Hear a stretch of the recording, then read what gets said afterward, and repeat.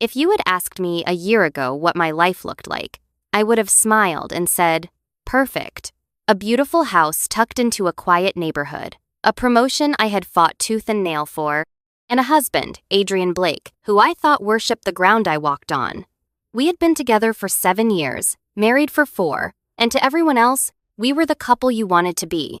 Laughing at parties, holding hands at family gatherings, sharing glances that seemed to say, it's us against the world.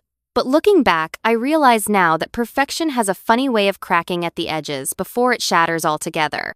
You just have to be paying attention, and I wasn't. I was too busy working overtime to help us save for a second property, too eager to believe that love alone was enough to keep a man faithful. The cracks were there. The small, almost invisible changes that whisper warnings before they scream. I just chose to ignore them, thinking love could fix what I didn't even know was broken. The first real sign should have been how much Adrian started loving his job. For the first 5 years, work was just work for him. He clocked in, he clocked out. No passion, no excitement, just routine. But suddenly, he was volunteering for late projects. He was staying behind with his new team for strategy meetings. At first, I celebrated it. I thought maybe he had found his purpose. I even bought him a leather briefcase to show my support. You're really becoming the man you were meant to be, I had said, beaming. He kissed my forehead and whispered, it's all for us, Sienna. I remember thinking how lucky I was, how rare it was to have a partner so driven. It was naive, foolish even. Because passion doesn't grow in a vacuum, it grows between people. And somewhere along the way, I had stopped being the person Adrian wanted to build with. Someone else had taken my place, and I didn't even see it coming. It wasn't just the long nights. It was the way he stopped looking at me. Those lingering glances that used to make my stomach flip gone. The quick kisses before work turned mechanical, like ticking off a box on a list. He started guarding his phone like it contained government secrets, jumping when it buzzed, turning it face down during dinner. He even changed his passcode one night when he thought I wasn't watching. I laughed it off at the time, told myself I was being paranoid, that work was just stressful, that maybe he was planning a surprise for our anniversary. Hope can be a dangerous thing. It can keep you anchored to a sinking ship long after the water is at your neck. The night that everything really shifted, Adrian came home later than usual. I was curled up on the couch in one of his old college sweatshirts, half asleep with the TV playing low in the background. When he walked through the door, I caught a whiff of something unfamiliar on him. A woman's perfume. Sweet, heady, expensive. Not mine. Hey, babe, he said casually, dropping his keys into the bowl by the door. Rough day. I'm exhausted. He didn't notice how stiffly I smiled, how my hands curled into fists inside the sleeves of my sweatshirt. I wanted to believe him. God, I wanted to believe him. But some instinct deep inside Metha, one we women too often silence, started screaming that something was wrong. That night, lying in bed beside him, I stared at the ceiling while he snored softly. Every fiber of me knew that if I didn't find out the truth soon, it would destroy me from the inside out. And for the first time in years, I realized I didn't really know the man sleeping inches away from me. I didn't know what secrets he had buried behind that handsome, familiar face. But I was going to find out, even if it broke me, even if it changed everything. And deep down, a small, icy voice whispered something I never thought I'd hear from myself. If he's betraying me, he's going to regret it. The next morning, I woke up before Adrian. I lay there for a while, listening to his even breathing, my mind replaying the night before like a movie stuck on a broken reel. The smell of that unfamiliar perfume clung to my memory like smoke. It wasn't a cheap scent either, it was something expensive, something deliberate. I couldn't shake the feeling that whatever was happening wasn't accidental. It was planned. Quietly, I slipped out of bed and went into the kitchen, pretending to make coffee. In truth, I needed to be alone for a few minutes, to gather myself, to figure out what my next move would be. I wasn't the kind of woman who jumped to conclusions. I needed proof. Hard, undeniable proof. I didn't want to be the wife who threw away a marriage over a misunderstanding, but I also wasn't going to be the fool who sat around while her life crumbled. Adrian came into the kitchen later, dressed and ready for another long day at work. He kissed the top of my head, a casual, distracted kiss, and grabbed his travel mug. "Big meeting today," he said over his shoulder. "Might be home late." My throat tightened, but I forced a smile and nodded. "Good luck," I said. He didn't notice the way my voice trembled just slightly. Or maybe he did, and he just didn't care. Either way, as the front door clicked shut behind him, I felt a sharp twist of something I hadn't felt in years: distrust. I picked up my phone and stared at it for a long moment. I could call his office. I could show up unannounced. I could snoop through his emails. 1,000 ideas raced through my head, each one louder than the last. But something told me that if Adrian was lying, he wouldn't leave an easy trail. No, if I wanted the truth, I would have to find it myself. Carefully. Patiently. I wasn't going to let anger drive me into making mistakes. I was going to outsmart him. That day, I called in sick to work.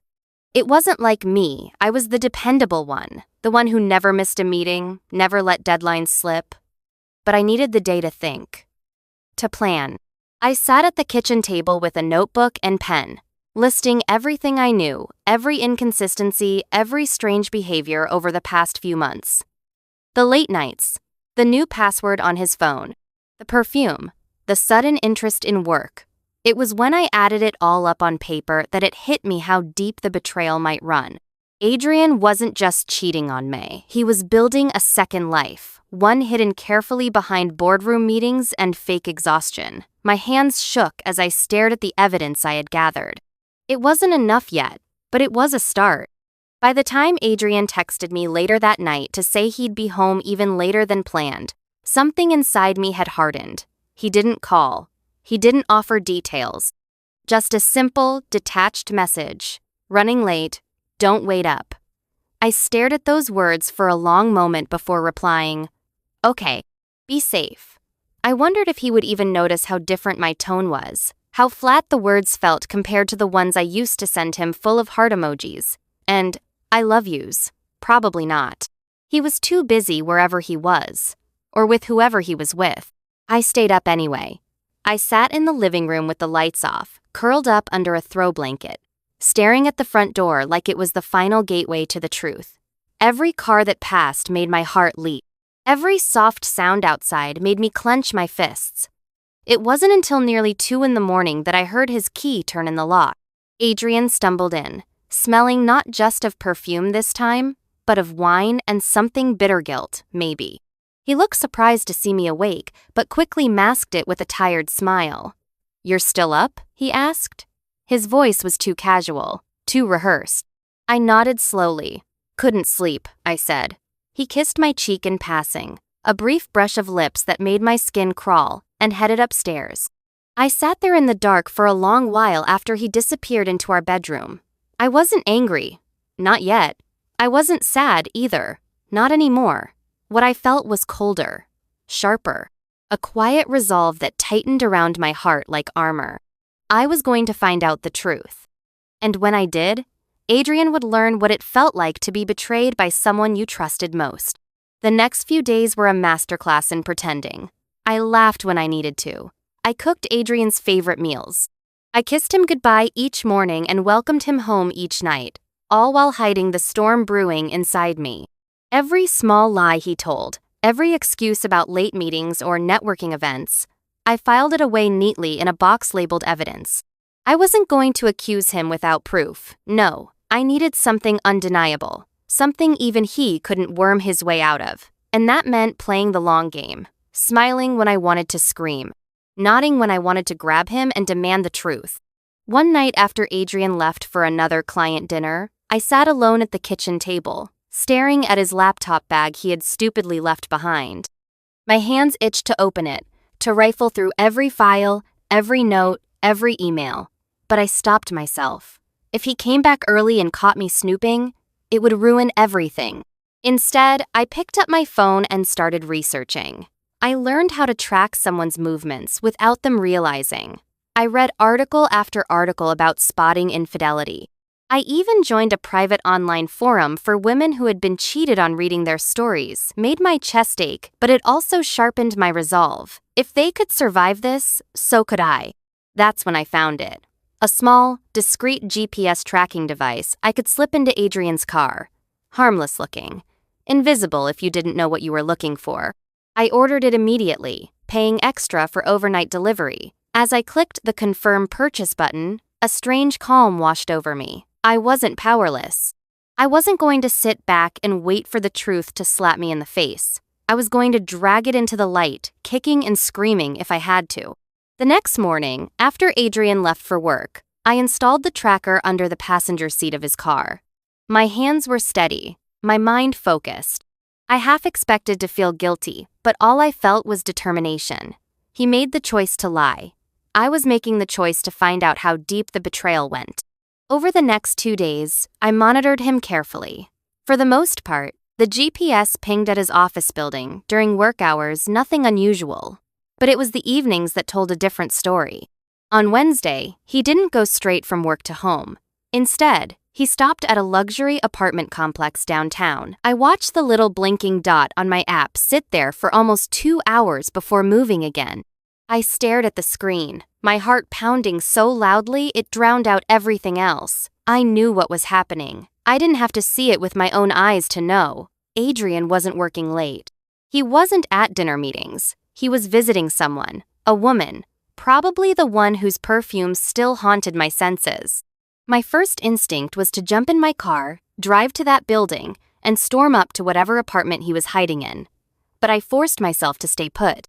Bursting in now would give him room to lie, to twist the truth. No, I needed to catch him red-handed. I needed photos, witnesses if possible, evidence so damning he wouldn't be able to spin it into anything but what it was, betrayal.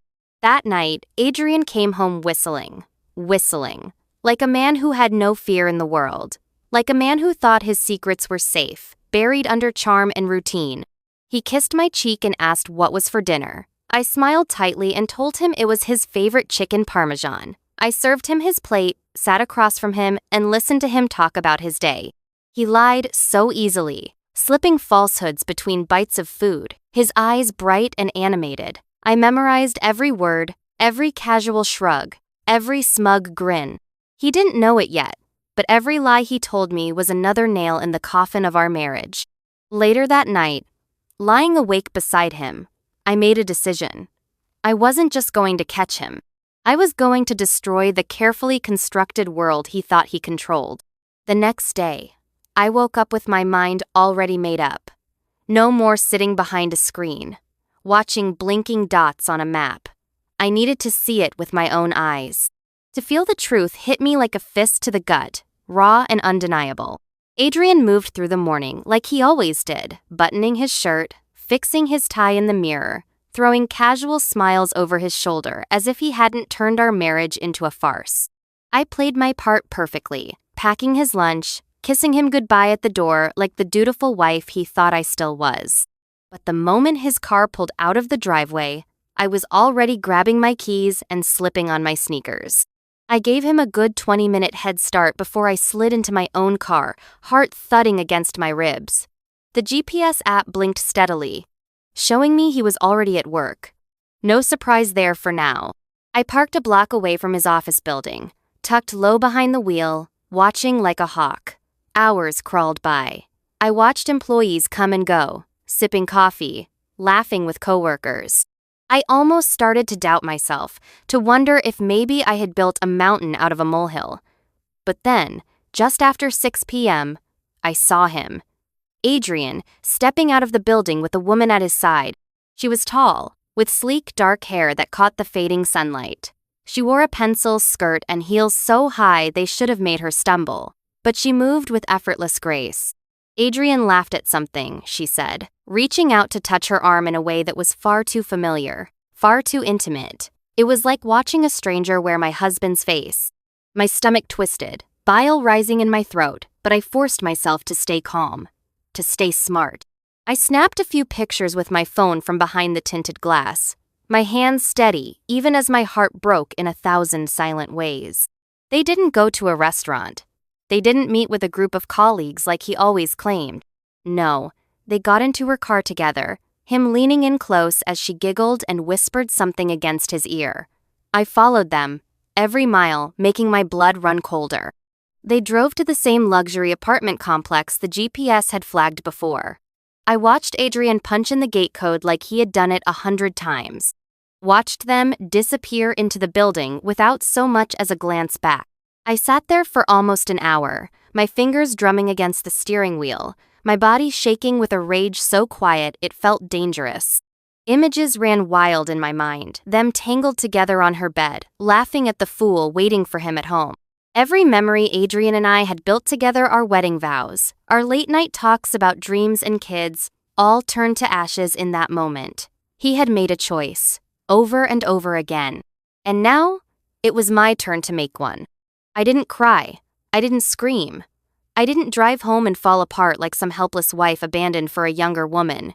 Instead, I opened a new note on my phone and started writing, recording every detail, every timestamp, every bit of evidence I had collected. If Adrian wanted a second life, he could have it, but I was going to make sure the price he paid was one he would never recover from. As the night deepened, and the city lights blurred through my windshield, I made a silent promise to myself. This wasn't going to end with me broken. It was going to end with him ruined. I didn't sleep that night. I just lay there in the dark, the curtains pulled tight, the house too quiet, with the ugly truth playing on a loop behind my eyelids. Adrian hadn't come home until nearly 3 in the morning. I heard the soft click of the door, the shuffle of his shoes as he slipped them off by the entryway, and then his footsteps lighter than usual, careful, moving toward our bedroom. I shut my eyes and pretended to be asleep. I couldn't let him see me awake, couldn't risk breaking down and confronting him before I was ready. When he slid into bed beside me, I forced my breathing to stay slow and even though every nerve in my body screamed at me to jump up and scream. Lying next to him, I realized something I hadn't fully accepted until now. The man I married was gone. Maybe he had been gone for a long time and I was too blinded by love to see it. Maybe the Adrian I thought I knew never really existed. Either way, the illusion had shattered. There was no putting it back together. And strangely, I didn't feel sadness. I felt focus. Cold, razor-sharp focus. I wasn't going to cry and beg him to love me again. I wasn't going to scream and throw his things onto the front lawn like some cliché. I was going to be smarter than him. Smarter than both of them. The next morning, I acted like nothing had changed. I made coffee. I packed his lunch. I kissed his cheek and wished him a good day. I watched him walk out the door, briefcase in hand, oblivious to the fact that his world was about to crumble. As soon as he was gone, I sat down with my laptop and started planning. I already had the photos. I already had the GPS logs. Now I needed more. Concrete proof. Something I could put in front of him or in front of a lawyer and leave no room for escape. I made a few calls, pulling favors I had never thought I'd need. A friend of a friend worked at a private security firm, and within a few hours, I had hired a discreet investigator. Someone who would tail Adrian, photograph him, record times and dates, document everything. I wasn't just aiming to catch him cheating. I was building a case, brick by brick. A fortress of evidence so strong that when the time came to confront him, he would be cornered, exposed, destroyed. I also started quietly moving money. Not large sums that would raise flags, but enough. 100 here, a few hundred there, tucked away into a private savings account Adrian didn't know existed. I canceled my direct deposit from work and arranged for paper checks instead. I wasn't going to be left penniless if when this marriage blew up. No, I was going to walk away strong, with my head held high, and my future protected. Every day after that became a game of patience, of pretending. Adrian didn't notice a thing. He still kissed me goodbye every morning, still sent the occasional meaningless "love you" text, still laid beside me at night without a shred of guilt showing on his face. Meanwhile, my investigator fed me a steady stream of photos. Adrian at the woman's apartment, Adrian and the woman out to dinner, Adrian slipping his wedding ring off before stepping into her building. Each photo felt like another bullet to the heart, but I saved them all carefully, methodically, like loading a weapon I would soon use. The hardest part was pretending not to know, to sit across from him at dinner and listen to him lie through his teeth about how busy work was, to hear him make plans for a future he had no intention of sharing with me. Every time he spoke, it felt like nails on a chalkboard. But I smiled. I laughed at his stupid jokes. I played the perfect wife a little longer, because I knew deep down that every fake smile was another inch of rope he was tying around his own neck. And when the moment finally came to pull it tight, I was going to enjoy watching him hang by his own lies. There's a kind of quiet rage that doesn't scream or slam doors. It just waits. Sharp, patient, cold. That's the kind of rage I carried with me as I plotted Adrian's downfall. I knew I had enough to destroy him privately, to walk into a courtroom with my mountain of evidence and walk away with everything he thought he could hide from me. But something inside me, something deeper, something primal wanted more. It wasn't enough to simply leave. I wanted him to feel what I felt. I wanted him to taste humiliation the way I had tasted betrayal. And I wanted it to happen in the one place he had built his fantasy life around, his job. The plan started simple. I made a fake email account, something professional sounding. Then I carefully crafted an email addressed to the CEO and human resources at Adrian's company. In it, I outlined concerns about 2 employees engaging in an inappropriate relationship that violated the company's strict code of conduct. I attached the evidence, the GPS logs showing him at her apartment during work hours, the photos of them dining together when they were supposed to be at meetings, the time-stamped images of Adrian removing his wedding ring before entering her building. It was thorough, unassailable, anonymous but convincing enough to warrant an internal investigation. The timing had to be perfect. I needed maximum exposure, maximum impact. So I waited for the company's annual networking gala, a formal event where attendance was practically mandatory. Everyone would be there. Management, colleagues, clients. Adrian had been talking about it for weeks, fussing over what suit to wear, practicing his stupid fake charm in the mirror. I smiled every time he mentioned it, hiding the wildfire burning beneath my ribs. He had no idea the biggest night of his career would become the worst night of his life. A week before the event, I leaked everything. The investigator I hired dropped off the final report, thick and damning, at my doorstep. I included copies with the anonymous email. A quiet friend inside the company tipped me off the moment HR received it and confirmed that they were preparing to confront Adrian and his mistress during the gala itself, when they would have no way to hide, no way to spin a story. The company had a strict no fraternization policy between employees. Violations were grounds for immediate termination, no exceptions. The night before the gala, Adrian was giddy, like a little boy before Christmas. He kept talking about how important the night was, how he might be up for a big promotion soon. I feel like everything's finally falling into place, he said, twirling me around in the kitchen. I laughed a sound so hollow it shocked even me and kissed his cheek. I'm so proud of you, I whispered. I wondered, as I looked into his shining eyes, if he would remember that moment when he was packing his things into a box the next day, escorted out of the building in front of everyone he thought admired him. I chose a simple black dress for the event. Classic, elegant, quiet strength wrapped in silk. I stood beside Adrian at the entrance of the grand ballroom, smiling as he shook hands, oblivious to the storm gathering just beyond the chandeliers and champagne glasses. The woman her showed up too, wearing a shimmering silver gown that clung to her like a second skin. I watched Adrian's eyes flicker when he saw her. That tiny flash of greed and familiarity he couldn't quite hide. I smiled wider. Let him enjoy this moment. It would be the last taste of triumph he'd have for a long, long time. As the evening wore on, I saw the HR director and 2 senior managers make their way toward us.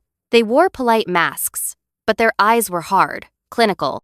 Adrian didn't notice at first. He was too busy laughing with clients, basking in the attention.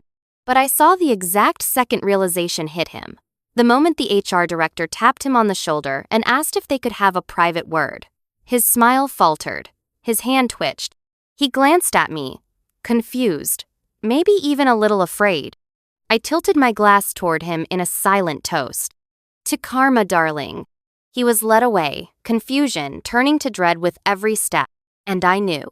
This was only the beginning of the end. The moment Adrian disappeared behind the heavy oak doors with the HR director and 2 senior managers, the air in the ballroom shifted. I could feel it, like the way the sky goes eerily still before a tornado tears everything apart. Around me, people carried on sipping champagne, laughing over tiny plates of hors d'oeuvres, oblivious to the reckoning unfolding just a few rooms away. But I knew. I felt it in my bones. And it took everything inside me not to walk over there and witness it firsthand. Instead, I stayed rooted to the spot, calm and collected, chatting casually with the few wives of Adrian's coworkers. They talked about school fundraisers, summer vacations, new kitchen remodels. I nodded, smiled, offered the appropriate sounds of polite interest, all the while feeling the seconds ticking by like drumbeats in my head. The longer he was gone, the more certain I was that everything was going exactly to plan. 20 minutes passed before the doors opened again.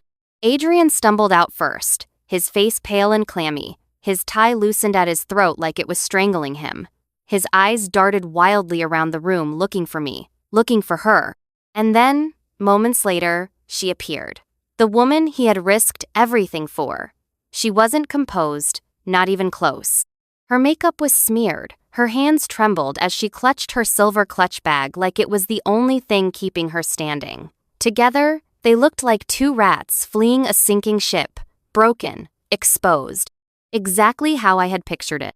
A few heads were already starting to turn. Curious glances. Whispered conversations. The news was spreading faster than wildfire. I watched as Adrian's boss approached him in front of everyone, voice low but firm, gesturing sharply toward the exit. Adrian tried to argue. I saw the desperate movements of his hands, the pleading tilt of his head, but it was useless. His boss shook his head, lips pressed into a thin line, and pointed again. Security guards, the kind hired to stay invisible until they were needed, suddenly appeared at the edges of the room. Adrian had been fired, right there, in the middle of the company's biggest night of the year. And it wasn't just him.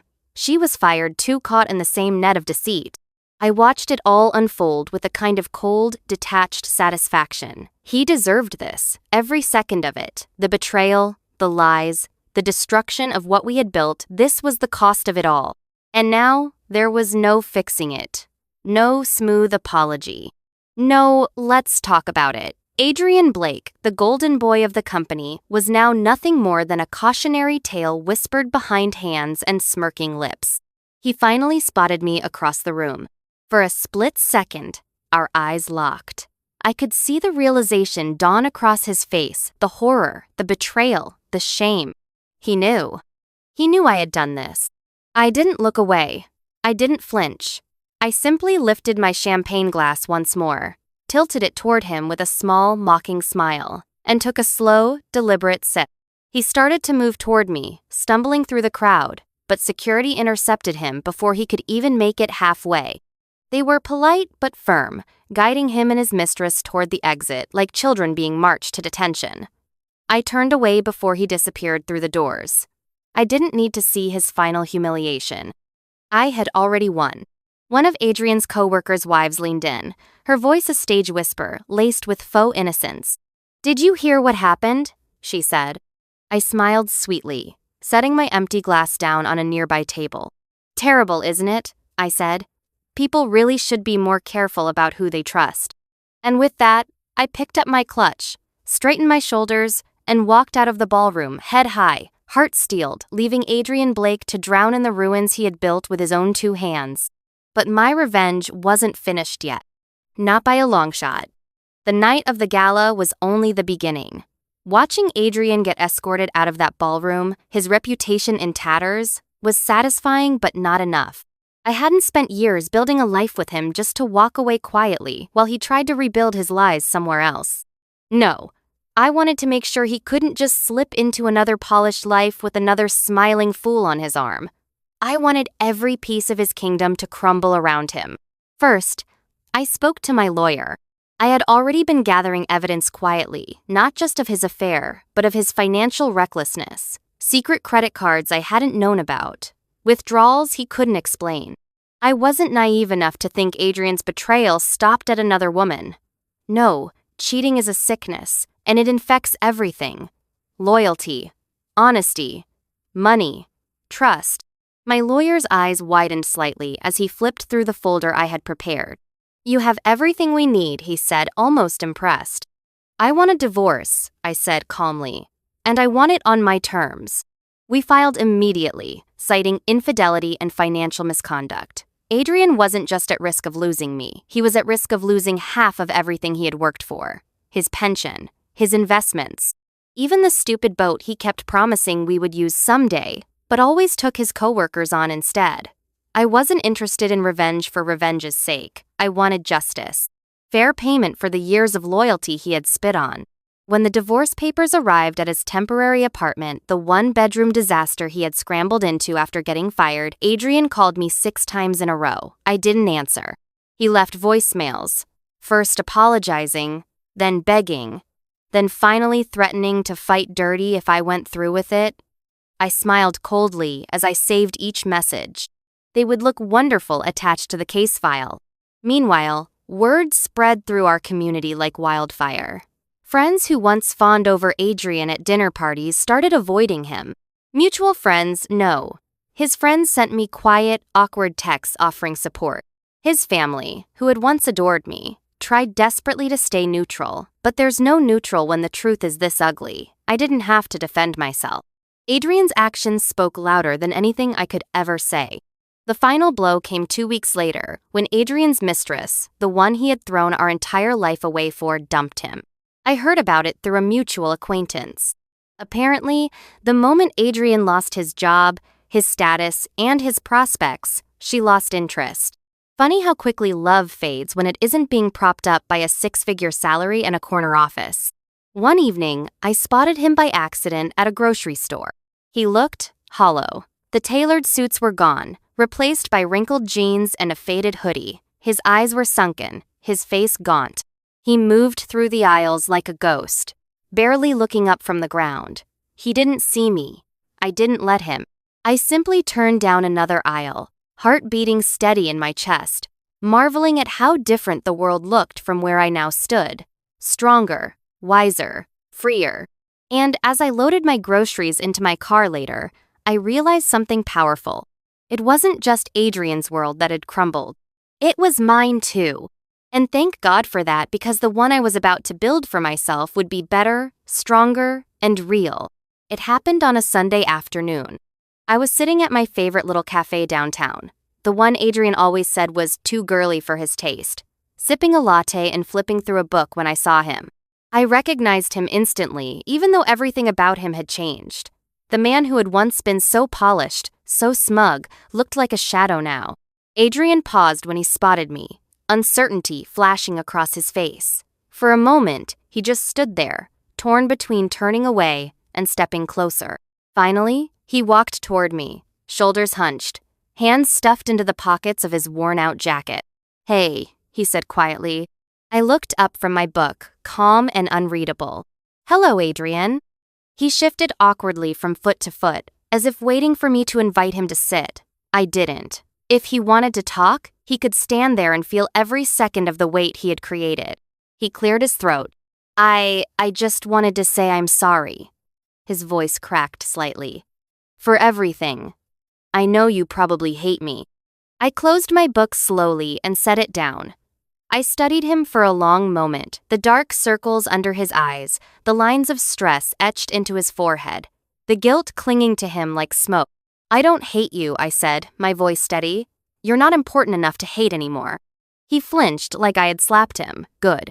I sipped my coffee, unbothered, watching him struggle to find his footing. "I lost everything," he said, his voice desperate now. "My job, my friends, her." He laughed bitterly.